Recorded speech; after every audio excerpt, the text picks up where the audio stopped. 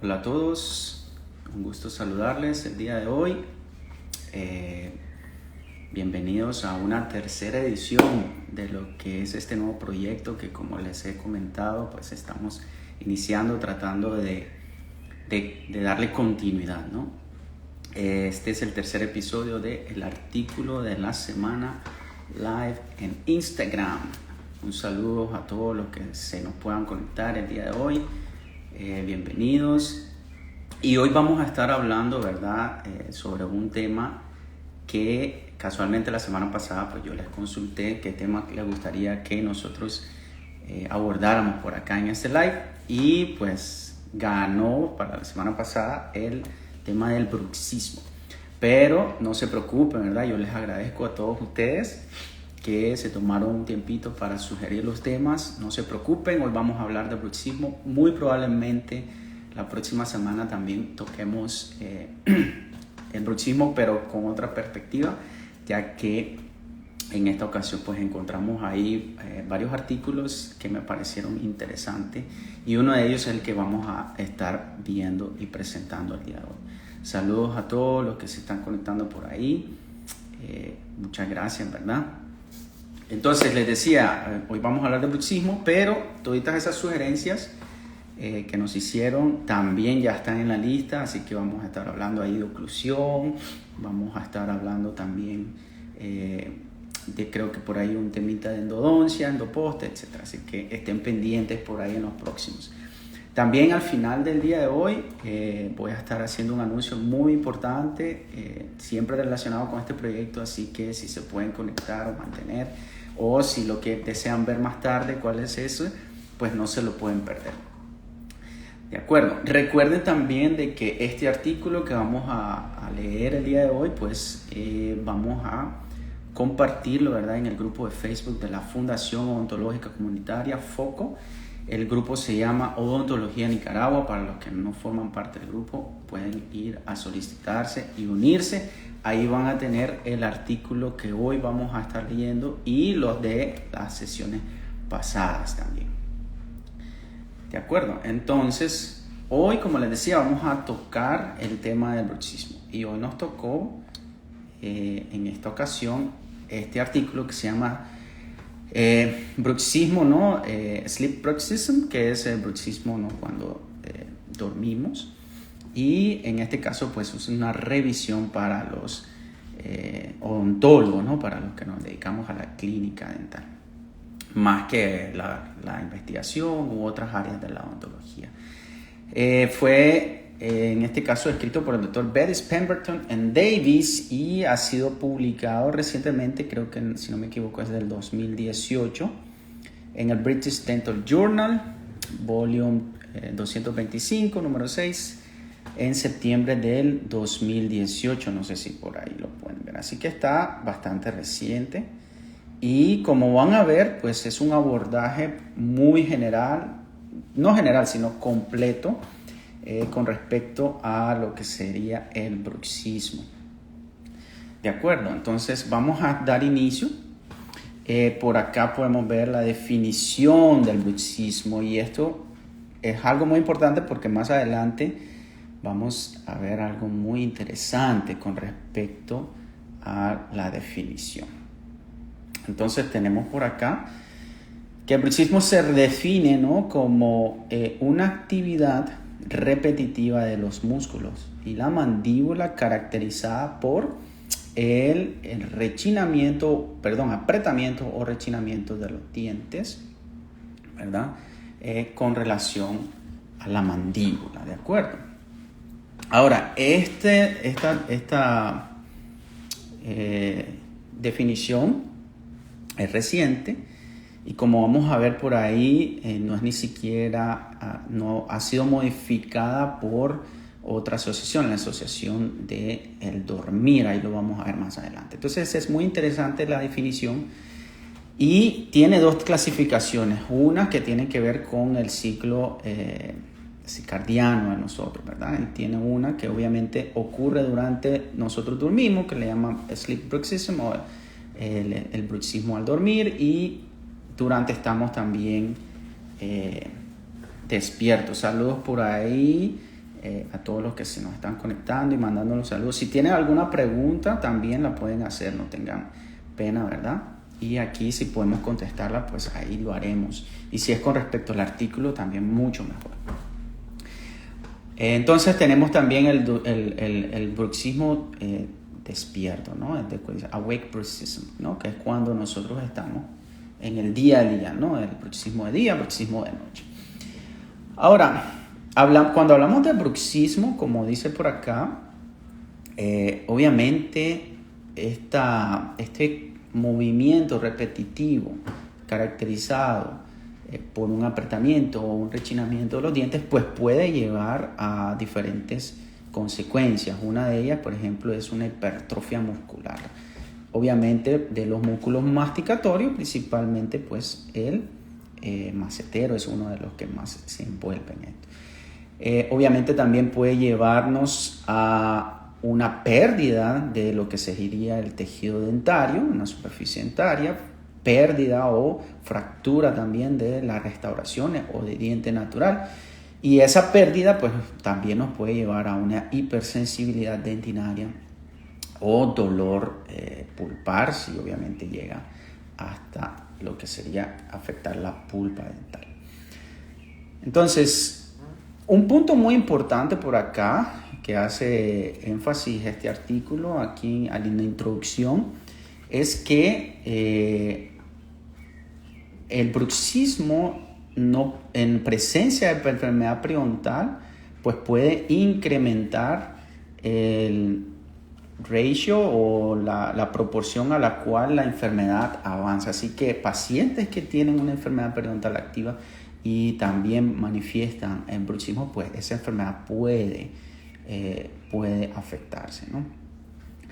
Ahora, eso es también, por aquí creo que dice, si la enfermedad periodontal no está activa, pues este bruxismo no va a provocar eso, no se provoca. Entonces, eso es un dato creo que muy importante porque obviamente si es un paciente que está afectado periodontalmente y también padece bruxismo, pues esa enfermedad puede progresar exponencialmente que puede aumentar la movilidad dentaria o incluso pues la pérdida prematura de los dientes. Entonces, algo que nosotros tenemos que tener muy importante. Luego hablamos un poco de la prevalencia de la enfermedad por acá, siempre en la introducción del artículo, y vemos que esa prevalencia del bruxismo nocturno, ¿no? Sleep bruxism, dice, puede andar entre el 8 al 13% de la población en general. Por acá la podemos ver. 8 al 13%, es decir, que de cada 10 personas casi una aproximadamente, ¿no? De cada 10 personas una padece bruxismo.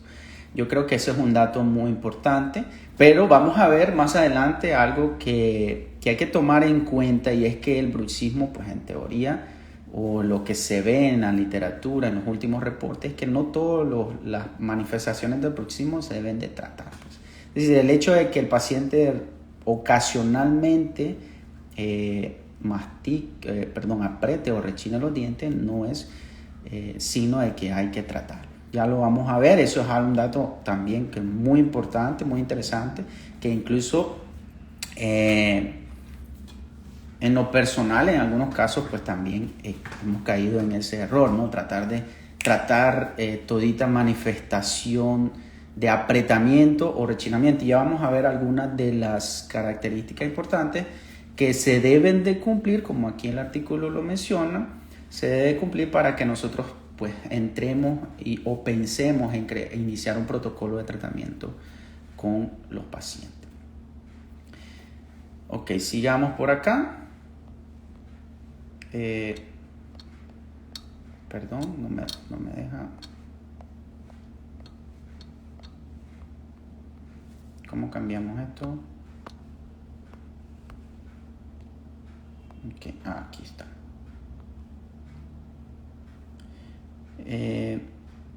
Luego seguimos acá y tenemos que otro dato muy importante, el bruxismo de día, ¿no? Es más común que el bruxismo de noche. Hay una mayor prevalencia en ese tipo. Creo que eso es otro dato que tenemos que consultar y tener en cuenta, por ejemplo, cuando estamos haciendo el cuestionario a nuestros pacientes, ¿no? Que si ese apretamiento también sucedía, algo que tenemos que tomar muy en cuenta.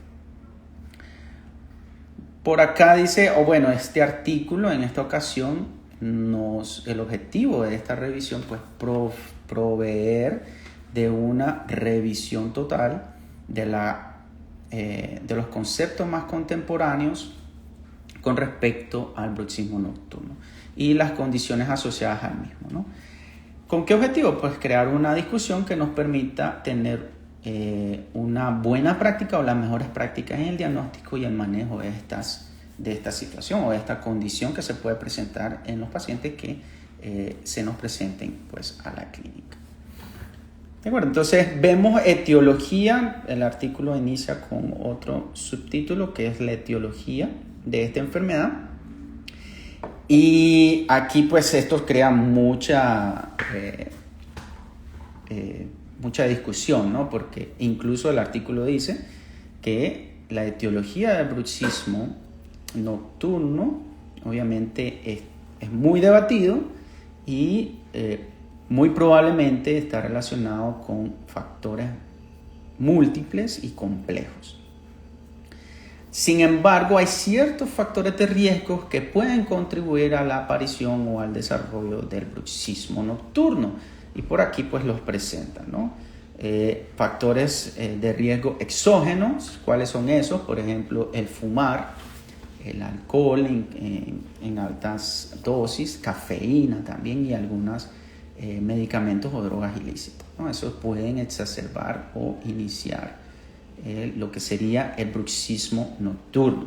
Algunos factores psicológicos menciona, obviamente principalmente en casos de estrés y ansiedad que pueden exacerbar el bruxismo nocturno. Aunque los resultados, menciona el artículo, pueden variar dependiendo del tipo de estudio que se haga. Entonces por ahí hay algunas controversias todavía. Luego tenemos los desórdenes del sueño, ¿no?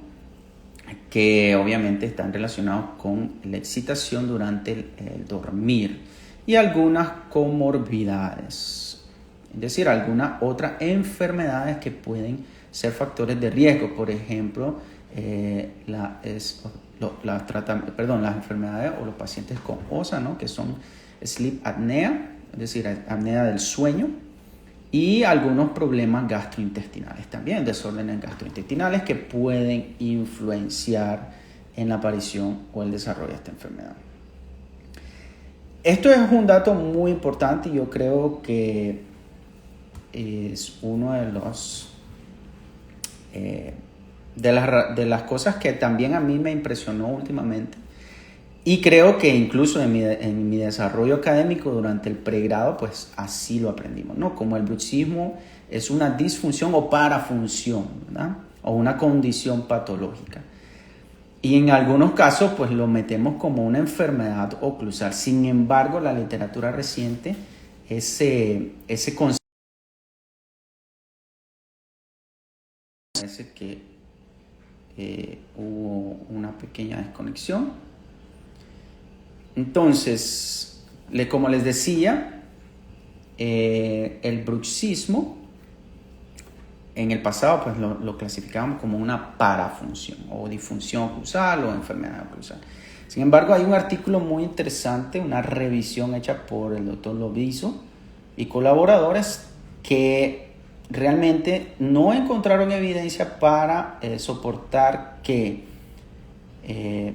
alguna afectación oclusal puede ser una causa del bruxismo.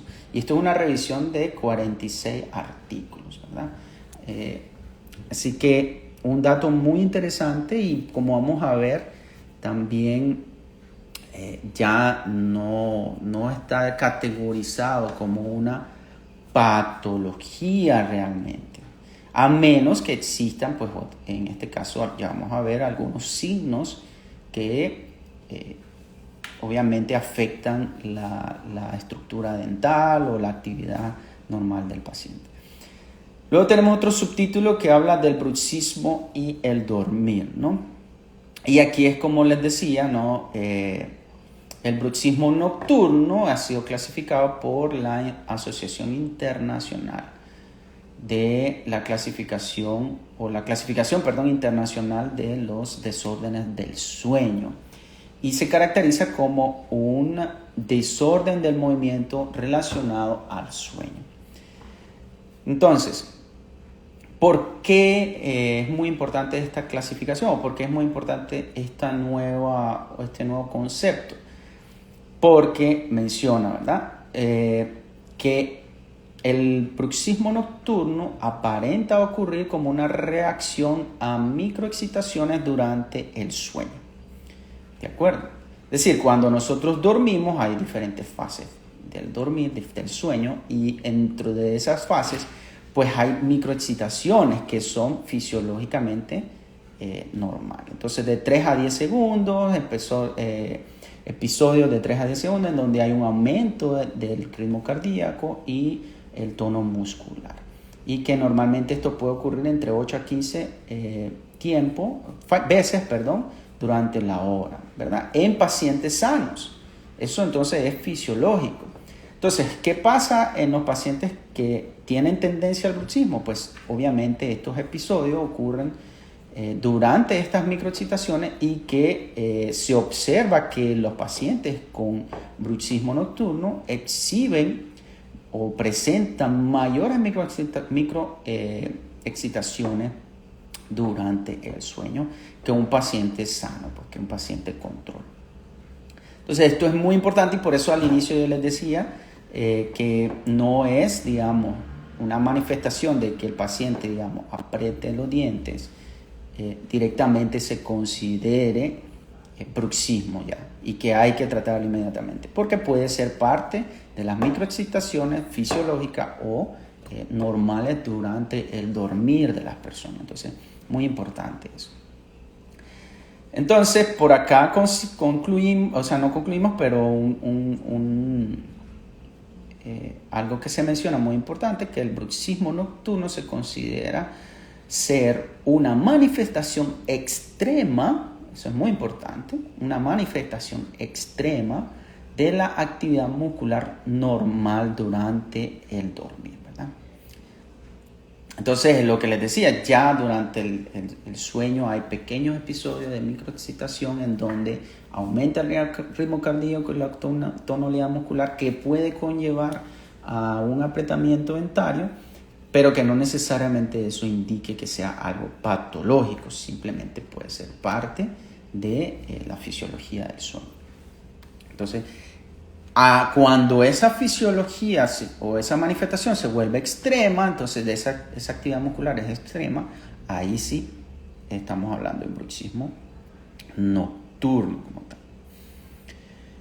Ahora, un punto muy importante, y en este artículo por acá hacen una pequeña mención, y la verdad es que yo estoy interesado en leer un poco más sobre esta nueva característica, ¿no? De que el bruxismo puede ser o puede tener posibles funciones, es decir, esa actividad muscular fisiológica normal puede estar relacionada con algunas funciones. Entonces, normalmente por acá nos menciona, el bruxismo es considerado normalmente un desorden, ¿no? Que es caracterizado por la función anormal a través de procesos físico o mental, o una parafunción, que es así como yo lo aprendí hace ya más de una década, más o menos, ¿no?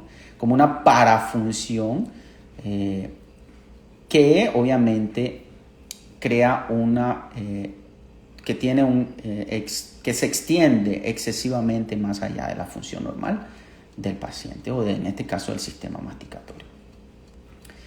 Ahora, desde el 2013 que se hizo esta nueva definición, si se fijan al inicio que estábamos hablando de la definición del bruxismo, no hablamos o no se incluye en esta definición, por acá lo leen, ninguno de estos términos. Es decir, ya no lo definimos como una parafunción oclusal o como un trastorno directamente oclusal, ¿verdad? Y es por esto, ¿no? Porque se cree de que este bruxismo o esta actividad puede tener algunas, como dice acá, algún rol de protección durante el 2000. ¿Y cuáles son esos roles de protección? Bueno, por acá menciona que puede ser el mantenimiento de la vía aérea, es decir, mantener abierta nuestras vías aéreas para la respiración durante el dormir. ¿Qué dice el artículo? Dice que la actividad del bruxismo nocturno pues se ha demostrado o se ha visto que puede estar asociado con un incremento en la respiración durante los episodios de microexcitación, ¿no?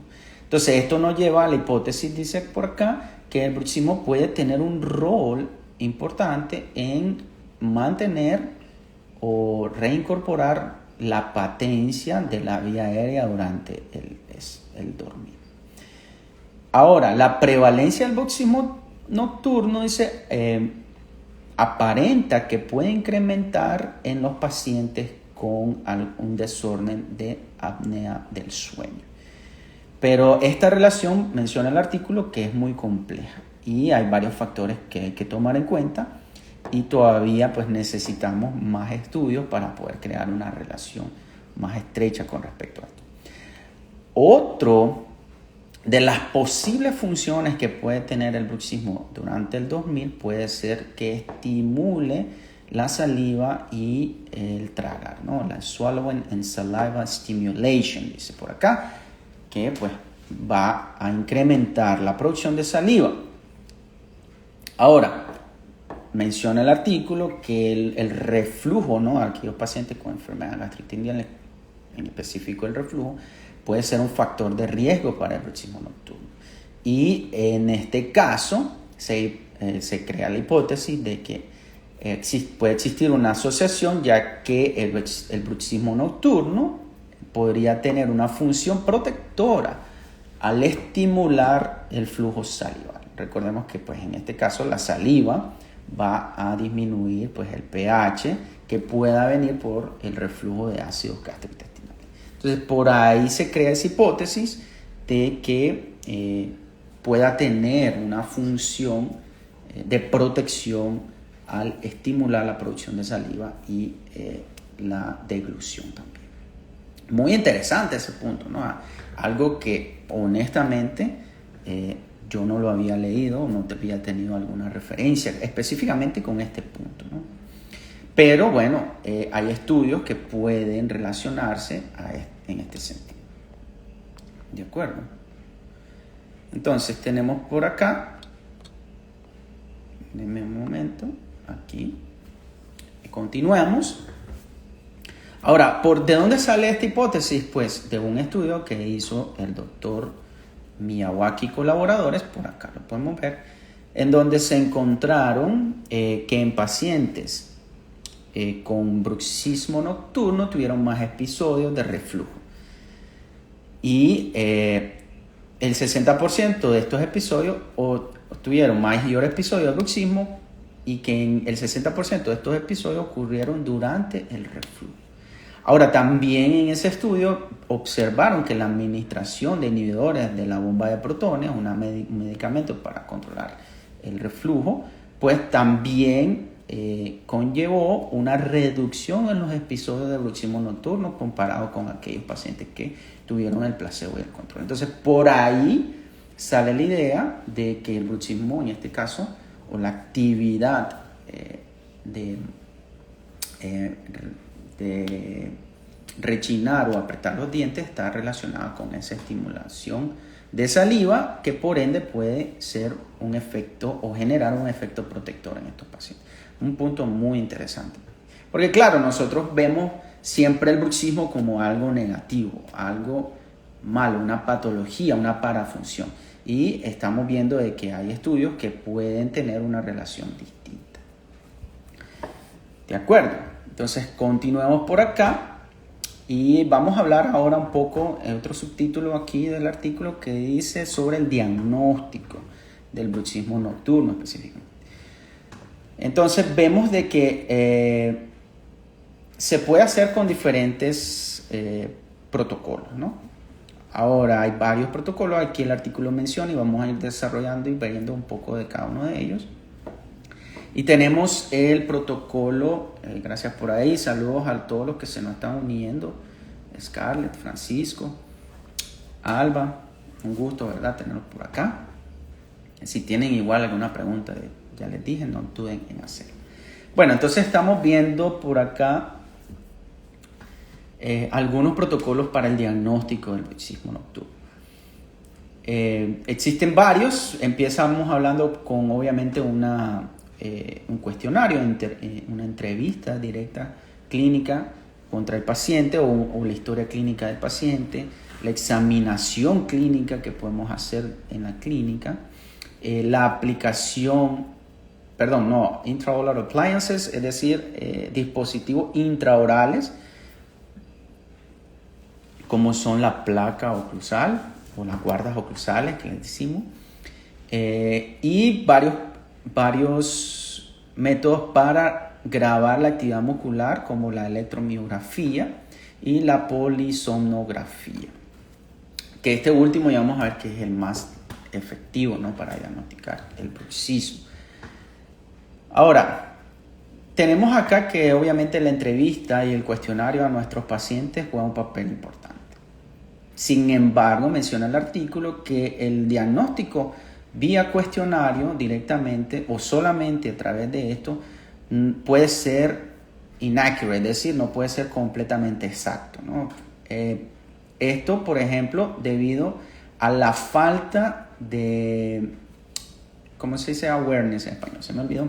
A la falta de conciencia, digamos, durante el comportamiento de las personas. El ejemplo más claro es que el 80%, dice el artículo, de los pacientes no estamos conscientes de que somos bruxistas. De los pacientes bruxismo, el 80% de los pacientes bruxismo no están conscientes. El ejemplo más claro de esto es cuando el paciente no se da cuenta. ¿Y quién se da cuenta que el paciente pues padece bruxismo? Pues su cónyuge, ¿no?, la persona con la que convive durante las noches. Entonces, en este caso, esa persona escucha a su cónyuge morder, rechinar los dientes y crear mucho ruido durante las noches, y por lo tanto pues se da la consulta ya con el especialista, y en ese caso pues ya empezamos a diagnosticar. Por eso es que digamos que solo el cuestionario, solo la entrevista o la consulta a veces no puede ser tan efectiva, ¿no?, porque el 80% de los pacientes no tienen no están conscientes de qué pasa. Por aquí Gabriel nos pregunta, dice: Doc, ¿en qué momento puede ser favorable al bruxismo si una de las principales causas que genera desgaste en las piezas? Bueno, ahorita lo acabamos de mencionar, el artículo hace una hipótesis que puede ser protección. ¿En qué caso, Gabriel, puede tener un efecto de protección? Para mantener la vía aérea abierta durante el dormir. Es decir, la actividad muscular que el paciente puede tener durante el bruxismo puede mantener, por aquí dice, la patencia de la vía aérea durante el dormir.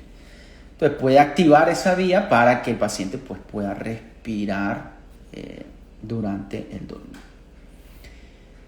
Y la otra razón por la cual, son hipótesis, ¿verdad?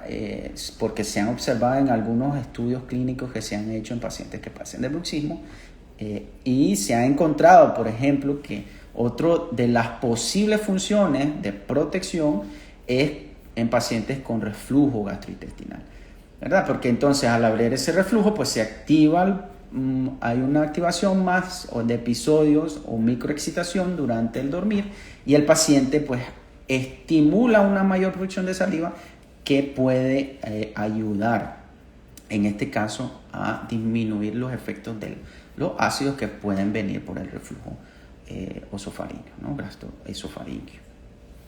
Entonces por ahí vienen esas hipótesis de algunas funciones protectoras que pueda tener el bruxismo en algunos pacientes. No sé si esto es algo que, como le digo, por ejemplo, para mí también es algo nuevo, muy, muy interesante, y les aseguro de que vamos a encontrar algunos artículos más adelante específicamente de cómo esto puede estar funcionando o cómo esto puede crear un efecto protector. Más bien, Gabriel. Muchas gracias por la pregunta, Gabriel. Así que saludos por ahí. Espero que le haya ayudado. Gracias, Doc. Así es, Gabriel. Estamos para acá. Bueno, continuemos. Y como les decía, estábamos hablando, ¿no?, de la parte diagnóstica, el cuestionario. Como les decía, el paciente, el 80% no están conscientes que padece bruxismo. ¿Y por qué esto es así? Por acá igual. La función o la actividad musculatoria orofacial normal no causa sonido, no causa ruido. Es decir, paciente que no ha sido diagnosticado como bruxisópata, ¿no?, muy probablemente tiene actividad durante el dormir, es decir, que durante pequeños periodos, por ahí hablaban de 8 a 10 veces, entre 3 a 10 segundos, existen microexcitaciones que obviamente aumentan el ritmo cardíaco y también la actividad muscular. Obviamente los músculos de la masticación también pueden ser activados o estimulados. Pero esta actividad muscular orofacial, cuando es fisiológica, es decir, que se da, no causa ruido. Entonces eso es un dato muy importante cuando estamos haciendo la entrevista en paciente. Y esto va a ser difícil si el paciente vive solo, pues, es decir, no tiene una pareja, un cónyuge que al dormir juntos, pues, se dé cuenta de que está haciendo ruido, y eso es un signo muy, muy importante del bruxismo nocturno. Ahora, otro subtema, hablamos del bruxismo y trastornos temporomandibulares dolorosos. Muchos pacientes que no están conscientes de que padecen de bruxismo, tampoco, dicen, algunos de estos pacientes pueden creer de que sí tienen la condición. ¿Por qué? Porque normalmente se los dice un odontólogo, un dentista. Esto hay que tener mucho cuidado, chicos, y creo que este artículo, la verdad, nos viene a ayudar un poco a cambiar ese paradigma que teníamos de que el bruxismo es una patología, que el bruxismo es una parafunción negativa y dañina estrictamente, y que puede crear dolor en la articulación temporomandibular. Estamos viendo de que el bruxismo tiene una relación íntima con el sistema nervioso central, que probablemente la causa esté a nivel neurológico y no específicamente a nivel oclusal.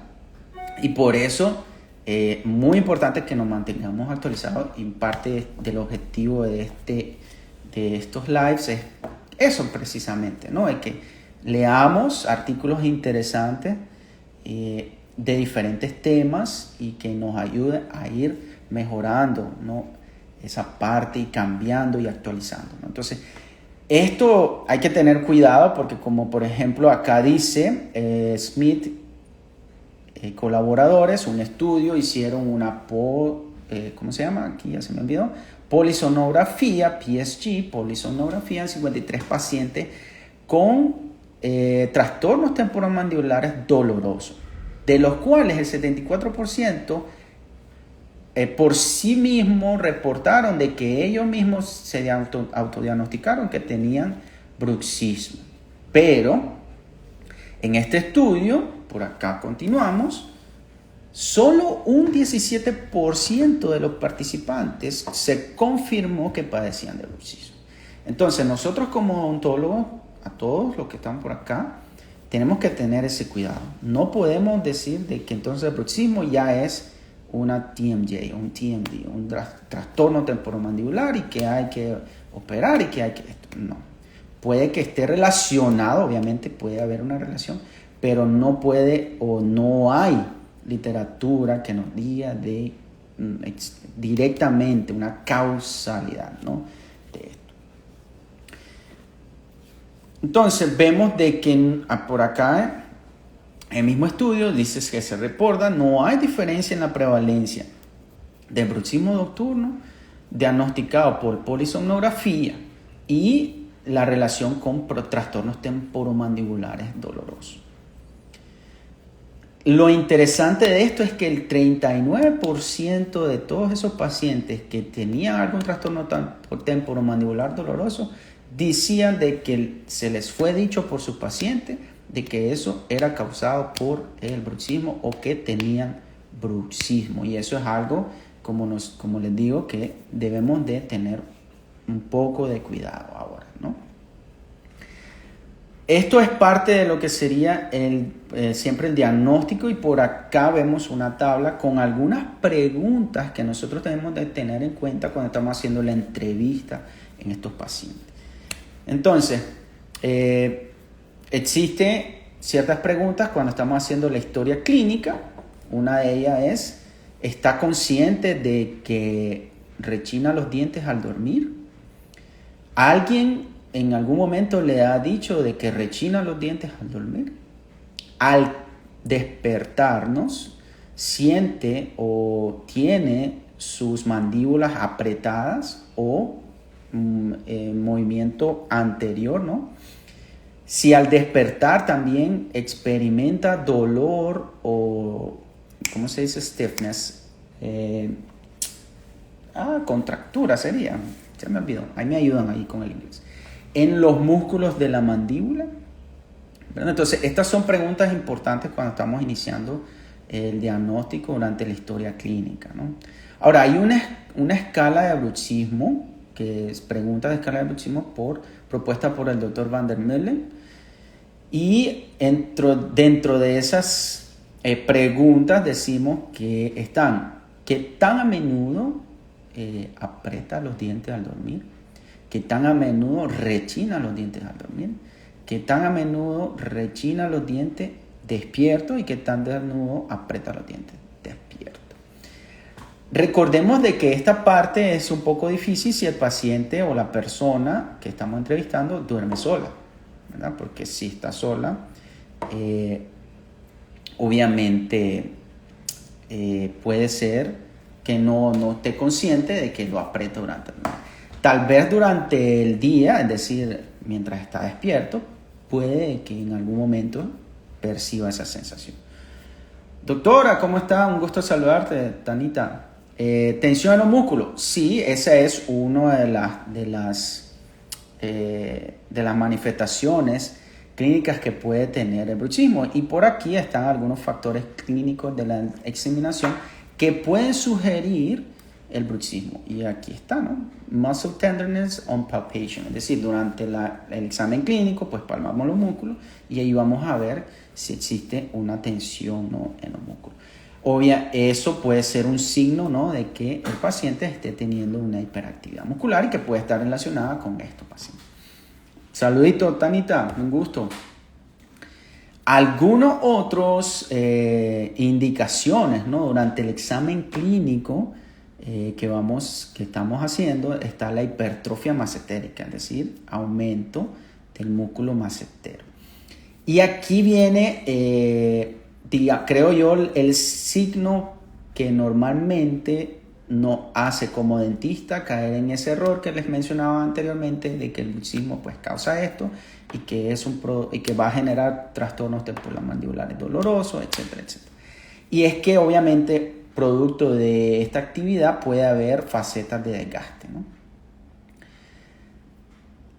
Entonces, ahora, lo importante de esto, y ya vamos a ver más adelante, es que estas facetas de desgaste, si está en aquellas relaciones interoclusales fisiológicas durante la máxima intercuspidación, pues no se considera signo directo de bruxismo, sino que puede ser parte fisiológico del desgaste dentario. Entonces esto es muy importante. Si esas facetas de desgaste están o se dan principalmente durante los movimientos excursivos de la mandíbula o en cúspides que obviamente no forman parte de la máxima intercuspidación, entonces sí podemos ya tomarlo como facetas. Y eso, pues, por acá lo determina como bruxofacets, ¿no? Facetas de bruxismo, ¿no? Otro de los signos clínicos que nosotros podemos buscar durante el examen clínico está puntos de alto brillo, ¿no? Shine spots, puntos de alto brillo en las restauraciones. También signos de fractura dentaria y de las restauraciones. Y lo que también nosotros conocemos como la línea alba, aquella línea blanquecina en la mucosa tanto de los bordes de la lengua como de el carrillo. Entonces, eso también pueden ser signos que están relacionados, que pueden sugerir. Miren que aquí nos dice factores durante el examen clínico que pueden sugerir suggestive of bruxismo, ¿no? De bruxismo. Entonces, como vamos a ver más adelante, aquí en el mismo artículo nos dice, el único diagnóstico o método para diagnosticar con exactitud bruxismo es la polisomnografía, ¿no? Esto son algunas guías o protocolos que nosotros podemos seguir tanto durante el examen, durante la historia clínica, examen clínico, para considerar de que estos pacientes pues padezcan de bruxismo. Volvemos aquí y seguimos con lo que sería la examinación clínica. Dice, estudios, menciona el artículo, aún fallan en demostrar una asociación, en lo que nosotros decíamos, entre la pérdida de la superficie dentaria, y el bruxismo o los trastornos temporomandibulares. No hay en la literatura suficiente evidencia para demostrar una asociación directa entre estos tres factores. En cambio, nos menciona que la pérdida de la superficie dentaria o la pérdida de tejido dentario puede ser una combinación de un desgaste funcional fisiológico asociado con bruxismo, pero también puede estar asociada con erosiones de la dieta o con origen gástrico. Entonces, por eso no se guarda estrictamente esa relación. ¿Verdad? La extensión del desgaste de los dientes puede estar influenciada por factores como los ácidos gástricos, la dieta, la calidad del esmalte y la cantidad o falta también de dientes posteriores. ¿Cuántos pacientes, verdad, en la clínica se nos presentan? A mí me ha pasado muchas veces, allá en la facultad también vemos muchos pacientes que pierden sus dientes posteriores, ¿verdad? Prácticamente son una clase 3 de Kennedy, en donde todos los dientes anteriores están desgastados. Tienen un alto desgaste y nosotros decimos bruxismo. Pero no, realmente no podemos entrar directamente a esa conclusión porque muy probablemente ese desgaste excesivo es por el aumento de la función, porque el paciente no tiene molares para poder triturar los dientes. Entonces, se alimenta o tritura toda la función, cae en los dientes anteriores, y los dientes anteriores, como sabemos, no están diseñados anatómicamente para soportar ese tipo de desgaste, ese tipo de fuerza, ese tipo de función. Y entonces, obviamente, pues conlleva un mayor desgaste, pero no, como nos dice el artículo, no puede estar estrictamente asociado a el bruxismo. Tenemos que tener ese cuidado. Y esto es lo que yo les mencionaba hace un momento.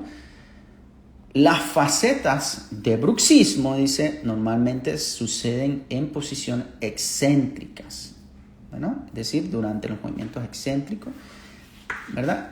Y no aquellas facetas que están directamente relacionadas con el desgaste de las posiciones y máxima intercuspidación.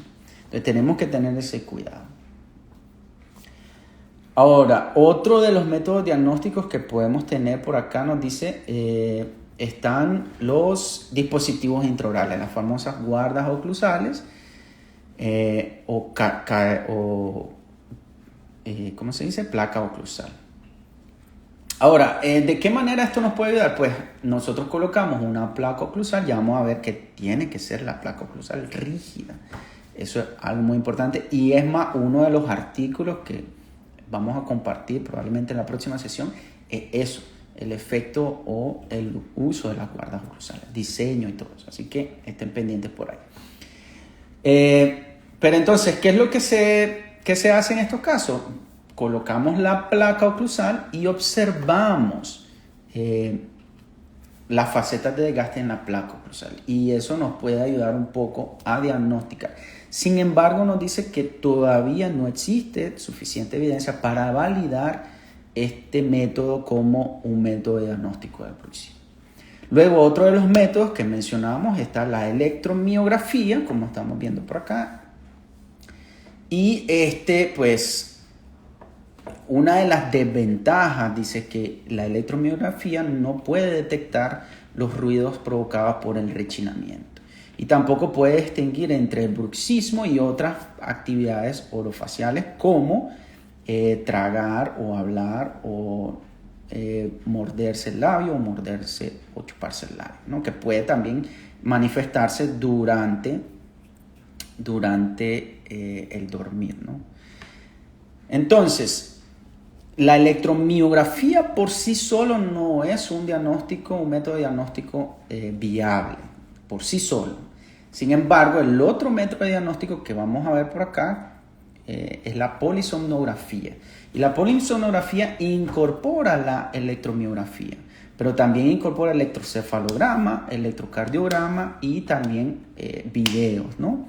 Videos o grabaciones tanto de video como de audio, y eso lo hace un método diagnóstico más completo. Hace un momento les decía que es el método diagnóstico más exacto para diagnosticar el bruxismo. Los otros son métodos, ¿cómo se dice? Medio, por decir así. No, ya se me olvidó ahorita la palabra que podemos utilizar, pero son métodos que pueden ayudarnos a identificar el bruxismo, pero que diagnosticarlo directamente solo la polisomnografía lo puede permitir. Por aquí, saludos al doctor Calderón, saludos a Dani, Octavio, un gusto. Por aquí Octavio nos hace una preguntita. En el caso de un paciente que ha perdido la dimensión vertical por factores asociados al bruxismo, ¿cómo se abordaría? Correcto, entonces se hace un abordaje de restaurador, ¿no? Hay que restaurar. Y esto es algo que por aquí en el artículo lo menciona Octavio, que en el caso de los pacientes que tienen estas manifestaciones orales, nosotros como dentista, más allá de tratar el bruxismo como tal, como lo vamos a ver en el artículo más adelante, estamos en la función de prevenir de que esos desgastes continúen o lleguen a ser tan agresivos como puede pasar pues, en un paciente que ha tenido tanto desgaste que ha perdido su dimensión vertical. Y que en este caso, pues nuestra función sería evitar o prevenir de que eso siga aumentando, y de igual manera, pues restaurar o rehabilitar, pues, en este caso, la función oclusal y masticatoria del paciente con odontología restauradora, implantes, corona, carillas, resina, muchos protocolos que probablemente podemos encontrar algunas presentaciones de casos de este tipo de pacientes. Creo que podría ser algún live en un futuro. Gracias, Octavio, por su preguntita por ahí. Bueno, continuando, decíamos la polisomnografía. Tenemos por acá, es el mejor método diagnóstico, ¿no? Y por aquí lo dice, ¿no? Es el gold estándar para diagnosticar los desórdenes del sueño, incluidos ahí también lo que sería el bruxismo nocturno. Ahora, algunos protocolos de diagnóstico. ¿Qué es lo que nos dice el consenso internacional? Que hace ratito también se los mencionaba con la definición actual del bruxismo. Que en este caso, nosotros vamos a hacer un diagnóstico posible si solo es autorreportado por el paciente. Yo padezco de bruxismo. Ese puede ser algo posible porque tal vez hubo alguien en la familia o su pareja le dijo, estás apretando, estás haciendo ruido cuando dormís.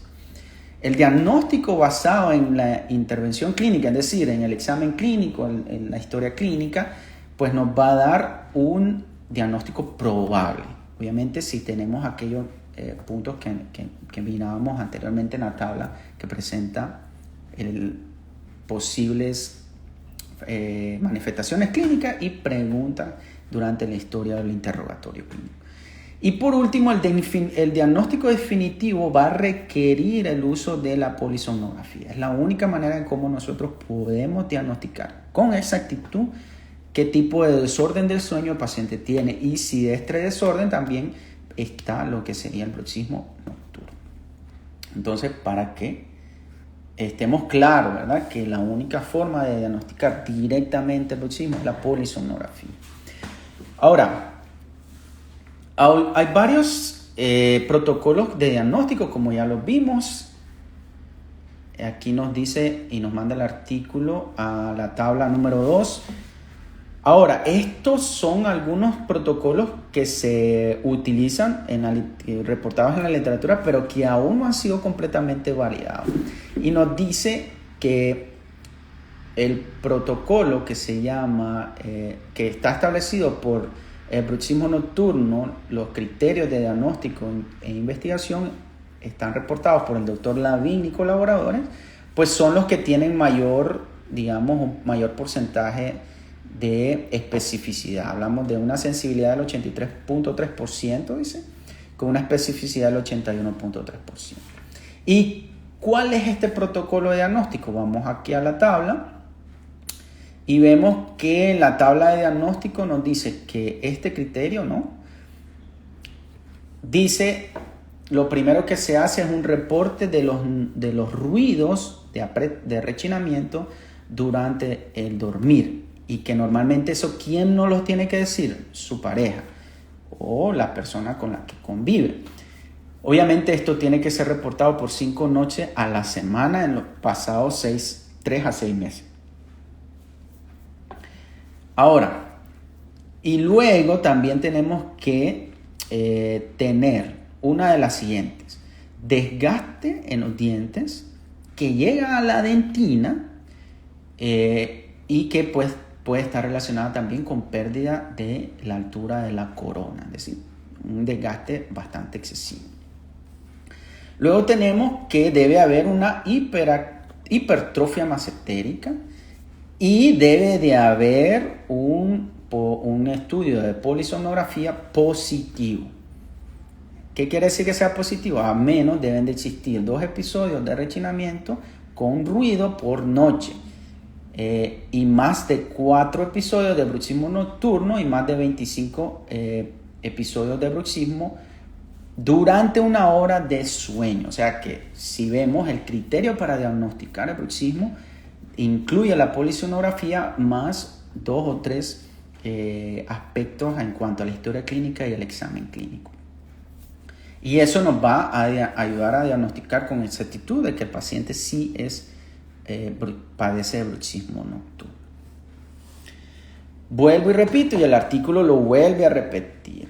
El desgaste de los dientes es una condición que puede ser multifactorial y que puede se puede ver a la erosión y la abrasión, o puede ser también histórica, es decir, que pudo haber tenido alguna fractura en el pasado, ya ese desgaste viejo de muchos años, y no necesariamente puede estar relacionada con la hiperactividad muscular. Entonces hay que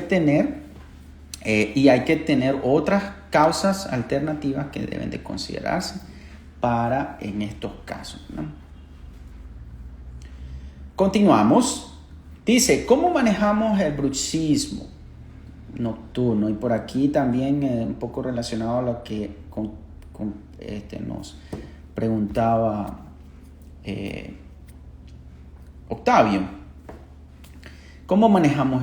Es importante, nos dice, notar que el bruxismo nocturno por sí mismo no requiere tratamiento. Es decir, esa actividad muscular que puede estar asociada con algún apretamiento o rechinamiento de los dientes, sin ruido incluso, todavía no es indicativo de que el paciente sea realmente bruxópata. Eso puede ser fisiología del sueño durante las microexcitaciones en el sueño.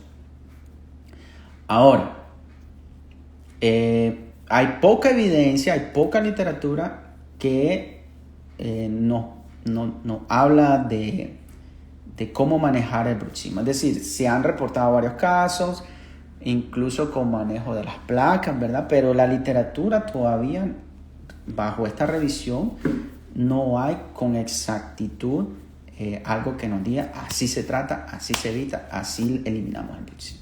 Entonces, ¿cuál es el tratamiento que nosotros realizamos en estos casos? Pues realizamos tratamientos que nos ayuden a prevenir aquellas manifestaciones clínicas en el paciente, principalmente pues el desgaste dentario. Y aquí vamos a ver, ¿no? ¿Cómo lo vamos a tratar? Bueno, principalmente por aquí nos dice con placas oclusales, con guardas o placas oclusales, como ustedes le quieran, le puedan llamar, ¿no? Según su literatura. Algo que se me olvidaba, dice aquí, para los que somos rehabilitadores y que nos gusta venir y hacer una rehabilitación completa, o cualquier odontólogo que le gusta hacer este tipo de tratamientos, nos menciona que en una revisión hecha por la doctora Manfredini y colaboradores, dice que el ajuste irreversible de todas las superficies oclusales de los dientes para el manejo del bruxismo todavía no está soportado ni validado por la literatura. Entonces, tenemos que tener cuidado cuando estamos hablando del bruxismo, de ofrecer y decirle al paciente, ok, si rehabilitamos la boca, rehabilitando toda la boca, vamos a curarles el bruxismo. Hay que tener mucho cuidado. La literatura no está consensuada en ese aspecto, uno.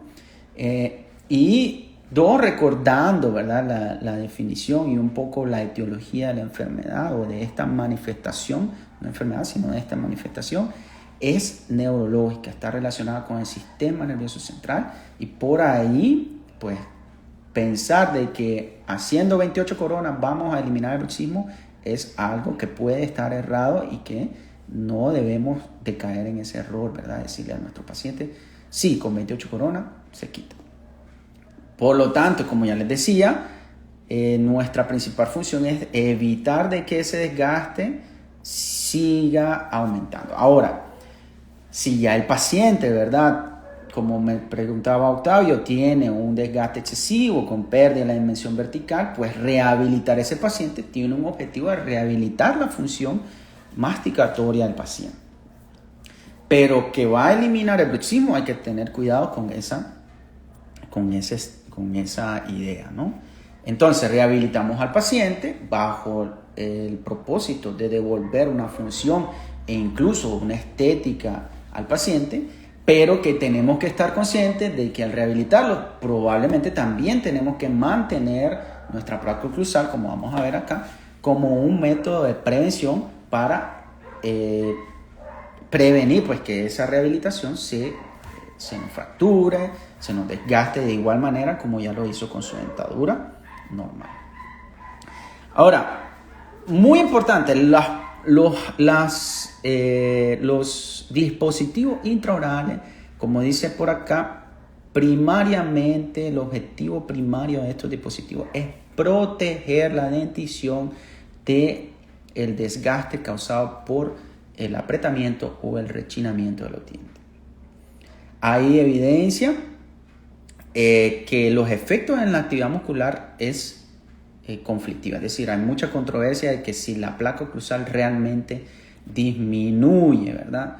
Disminuye la actividad muscular. Hay algunos estudios, como dicen, que sí reportan que hay una disminución en la actividad muscular, pero hay otros que más bien encontraron un incremento en la actividad muscular. Entonces, por ahí la literatura, por eso les decía, es controversial todavía y no podemos venir y decir, sí, esto se sana ya con una rehabilitación completa, con una placa oclusal completa.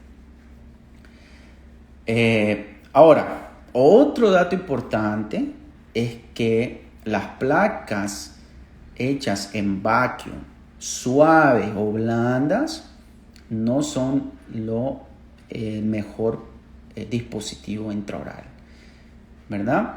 Puede ser fácil de hacer y fácil de que quede en el paciente, pero pueden más bien exacerbar el bruxismo en algunos casos. Entonces, muy importante, esta placa protectora no puede ser blanda, debe de ser rígida, ¿no? Normalmente es hecha con resina acrílica, que se cose, se pone rígida, y en este caso hay algunos estudios que reportan que es más efectiva para reducir el bruxismo, aquello que les decía, pues que con la placa pues disminuye.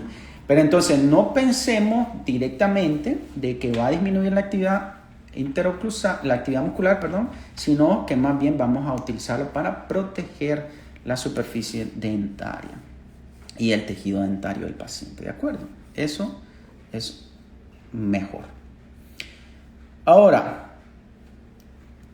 siempre hablando, aquí el artículo siempre desarrollando la parte de los dispositivos intraorales. Aquellas placas de estabilización pueden reducir la actividad muscular. Esos son algunos de los estudios que les decía o que mencionan que sí disminuye la actividad muscular. Ahora, muy importante, que creo que aquí hasta en varios dentistas fallamos, incluido yo al inicio también cometimos esos errores de creer de que aquella placa oclusal hecha en vacuum, pero que en vez de usar una lámina blanda, utilizamos la lámina de acetato dura, es suficiente para colocar o proteger una placa estabilizadora o una placa oclusal que me ayuda a proteger y a disminuir la actividad muscular en los dientes. Eso está errado. Debemos de hacer una placa oclusal obviamente que cubra todito los dientes y que también tenga aquellos contactos oclusales de esa teoría de la oclusión mutuamente protegida, es decir, con guía canina, con puntos en máxima antecopiación y con desoclusión posterior, con guía canina y guía anterior. Entonces, muy importante hacer las placas oclusales rígidas que tengan el diseño correcto. ¿De acuerdo? Hay otros diseños de placas oclusales. Hay algunos diseños que solo es que se colocan en el sector anterior, pero ¿cuál es el problema? Que pueden hay que tener un monitoreo continuo porque existe el riesgo de que el diente se mueva, que se extruya y eso más bien puede crear problemas durante la oclusión del paciente. Y otro detalle muy importante son aquellas placas que ahora se venden over the counter, ¿no? Es decir, que usted va a la farmacia y ya vienen prehechas y se las colocan, ¿no? O las compran en internet. Normalmente, pues esas placas no son rígidas, no se adaptan correctamente a la oclusión del paciente o a la anatomía del paciente y más bien pueden exacerbar o pueden crear factores de riesgo que pueden más bien dañar el sistema del paciente. Eso es muy importante también recomendarle a nuestros pacientes que este tipo de placas prefabricadas, vendidas en el internet, tal vez no son la mejor opción para tratar o para prevenir o para disminuir el efecto negativo del bruxismo, ¿verdad? O los efectos del bruxismo nocturno. Entonces, esa parte también hay que tenerla en cuenta. Ahora, otro subtítulo, el uso de las placas oclusales, ¿no? O dispositivos interoclusales en los pacientes con apnea del sueño obstructiva, ¿no? Esto es muy importante también tener mucho cuidado y el artículo nos dice de que se ha reportado que en algunos pacientes más bien se exacerba el problema de la apnea. Entonces nosotros si tenemos un paciente que tiene problema de apnea del sueño obstructiva, tenemos que hablarle de que el uso de estos dispositivos intraoclusales pueden ser un factor de riesgo para la situación que ya ellos padecen. Entonces es muy importante también tener eso en mente cuando estamos haciendo el examen clínico y también en la historia clínica. Si un paciente con OSA, pues tener el cuidado a la hora de utilizar estos dispositivos intraorales. Ahora, también proponen intervenciones del comportamiento. ¿Qué quiere decir eso? Bueno, tratar de cambiar algunas algunos hábitos en nuestros pacientes que nos puedan ayudar a reducir la aparición o los efectos del bruxismo nocturno. ¿Qué quiere decir eso? Recordemos que hay algunos artículos que relacionan pues, el estrés, la ansiedad con el apretamiento y el rechinamiento de los dientes, que puede llevar a un desgaste y por ende pues, a problemas oclusales.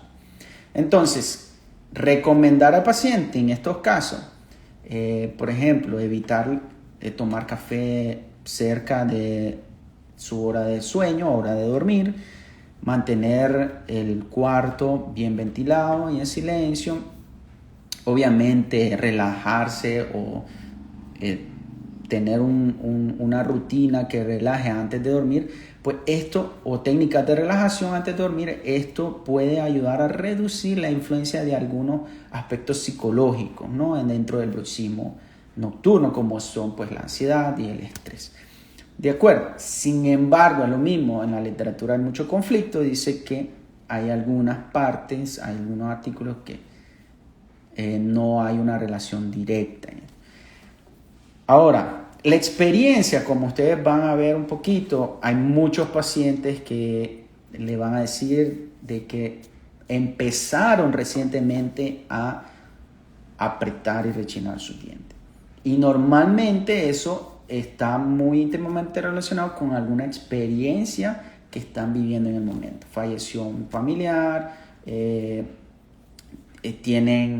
la otra vez pues estábamos con una paciente platicando y conversando y nos dimos cuenta que, por ejemplo, tenía 2 bebés recién nacidos y que eso pues afectó su sueño, afectó su estrés, entonces padecía mucho estrés, no podía dormir bien, etcétera, etcétera. Entonces recomendamos en este caso también tener estos cambios en el comportamiento, en el hábito y tratar de crear un ambiente más relajado. Obviamente con ella también hicimos una placa oclusal para proteger, por eso volvemos y decimos, el objetivo primario de la placa oclusal en los pacientes con bruxismo es proteger esos dientes del desgaste. Entonces, para que sepan o por lo menos conozcamos de que hay ciertos protocolos, ¿verdad?, que se pueden hacer y que tenemos que adaptarnos también a las necesidades específicas de nuestros pacientes. Ahora, otro de los posibles manejos que se le puede dar es con el uso de intervenciones farmacológicas, es decir, mandar algunos fármacos. Hay que tener cuidado con esto. Algunas revisiones de la literatura vuelven a decir es inconcluso, pero se recomienda, si obviamente se hace una electromiografía o la polisomnografía y vemos que la actividad muscular en estos pacientes es muy, muy alta, pues sí se puede considerar, ¿no?, enviar alguno de este tipo de fármaco como la benzodiazepina y algunos agentes, ¿no?, antidepresivos o relajantes musculares.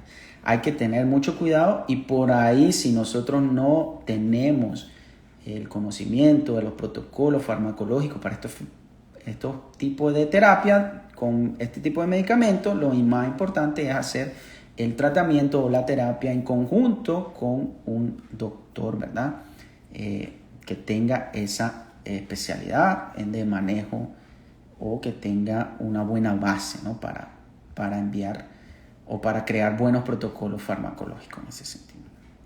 Bueno, eso ha sido más o menos lo que hemos visto en el artículo. Ya estamos llegando a las conclusiones y algunos puntos importantes que nosotros tenemos que recordar. Uno, de que ya el bruxismo realmente en las últimas clasificaciones no se considera una parafunción. Ya no podemos decir de que es una patología dental específicamente. No, hay estudios que ya lo relacionan con actividades neurológicas y por lo tanto también hay algunas relaciones que se están haciendo de que puede tener alguna función de prevención.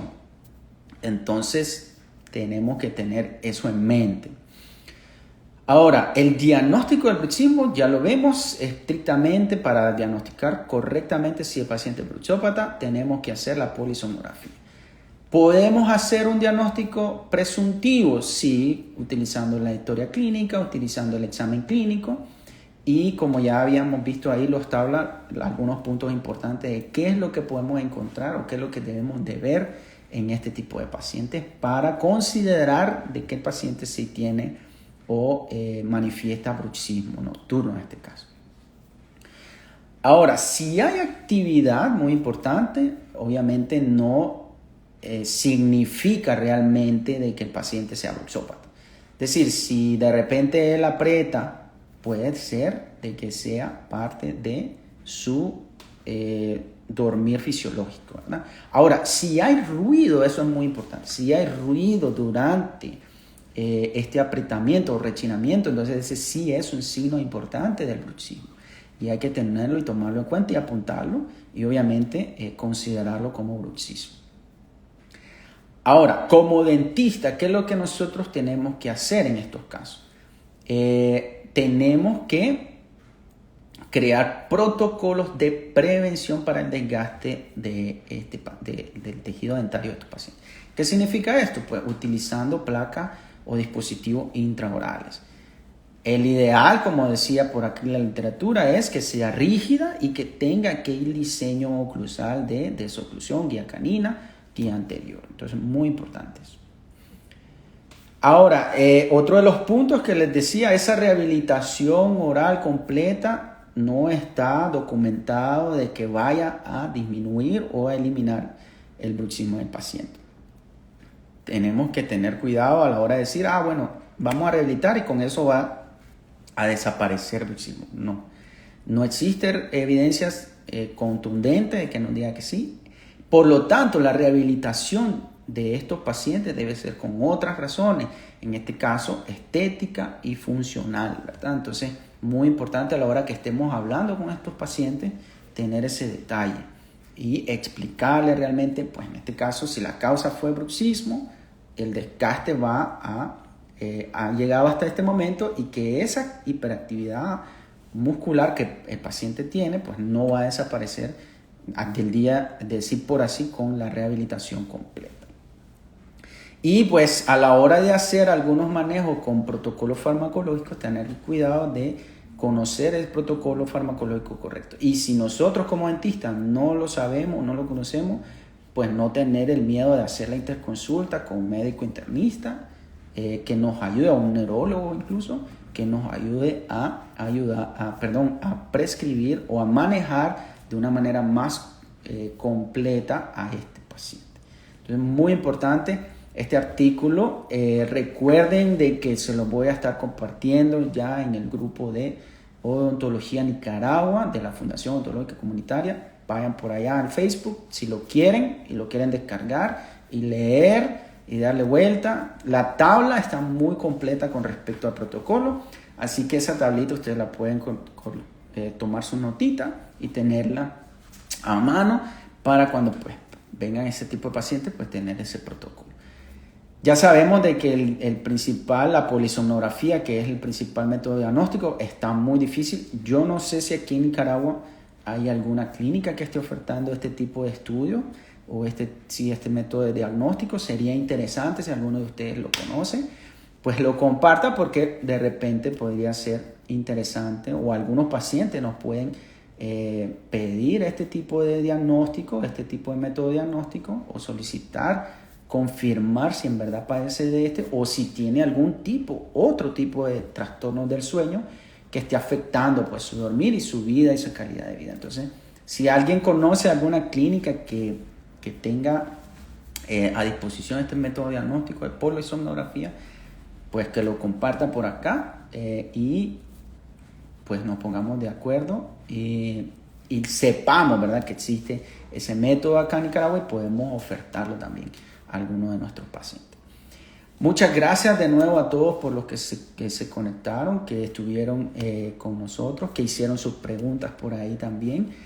Muy agradecido. Y ya para terminar y despedirme, pues quiero anunciarles que además de este live que estamos haciendo en Instagram, pues vamos a compartirlo en el podcast nuevo de de este tema, ¿no? El artículo de la semana live ya está en podcast. El podcast se llama Dentisteando. Así que espero de que los que no puedan verlo por Instagram o conectarse siempre y tengan un tiempito para escucharlo, también va a estar disponible en el podcast. Así que lo pueden ver por ahí. Déjenme ver, por acá está.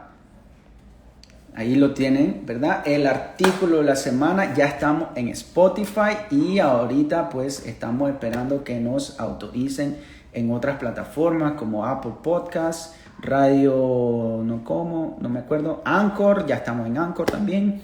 Entonces van a haber 2 o 3 plataformas más que estamos esperando de que nos autoricen y nos validen la transmisión. Así que por ahí lo pueden escuchar si no tienen el tiempo para verlo. Mientras estamos conduciendo, mientras estamos lavando instrumentos, leyendo o incluso pues estudiando, ¿no? Si de repente están en algunos temas en la universidad, algún tema tal vez de oclusión, de prótesis fija y estén abordando, por ejemplo, el tema de hoy de bruxismo, pues tal vez les puede ayudar un poco en sus estudios también. Así que muchas gracias. Vayan a chequearlo por ahí, el podcast también en Spotify, Dentisteando. Y ya también estamos, otra noticia, estamos hablando con algunos colegas especialistas en diferentes ramas, solicitando que nos compartan su artículo de la semana, que son artículos que sí o sí tenemos que leer según especialidades. Ya desde ahorita, pues los comprometo a todos los colegas, amigos, e incluso a algunos colegas que nosotros no conozcamos, pero que les interesa participar del podcast, son bienvenidos. Y bueno, esperemos de que ahora sí este proyecto tenga esa continuidad que siempre he deseado, que por una u otra razón no he podido, pero vamos a hacer el esfuerzo de continuar y de hacerle swing, como decimos por acá. Gracias de nuevo a todos por conectarse y nos vemos en la próxima. Hasta pronto. Bye.